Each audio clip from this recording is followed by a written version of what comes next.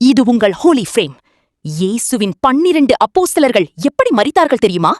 பேதுரு வரலாற்றின்படி ரோமாவில் தலைகீழாக சிலுவையில் அறையப்பட்டார். அந்திரேயா வரலாற்றுப்படி எக்ஸ் வடிவ சிலுவையில் அறையப்பட்டார்.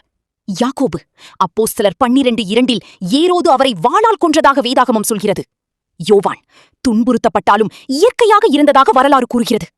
பிலிப்பு வரலாற்றுப்படி சுவிசேஷத்திற்காக கொல்லப்பட்டார். பர்த்தலோமேயு வரலாற்றுப்படி கடுமையாக துன்புறுத்தப்பட்டு கொல்லப்பட்டார்.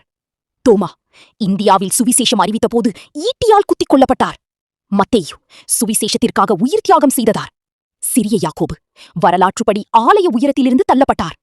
தத்தேயு விசுவாசத்திற்காக கொல்லப்பட்டதாக கூறப்படுகிறது. சீமோன் சுவிசேஷத்திற்காக துன்புறுத்தப்பட்டு மரித்தார் என்று வரலாறு சொல்கிறது. யூதாஸ்காரியோத் மத்தேயு 27:5 இயேசுவை காட்டிக் கொடுத்த பின் தற்கொலை செய்து கொண்டார். இவர்களின் வாழ்க்கை சொல்லுவது இயேசுவுக்கான விசுவாசம் அவர்களுக்கு உயிரை விட பெரியது. அப்போஸ்தலர்களைப் போல துணிவான இருதயம் வேண்டுமென்றால் ஆமீன் என்று கமெண்ட் பண்ணுங்க. இது உங்களுக்கு பிரயோஜனமாயிருந்தால் ஹோலி ஃப்ரேம் சேனலை சப்ஸ்கிரைப், லைக் அண்ட் ஷேர் செய்யுங்கள்.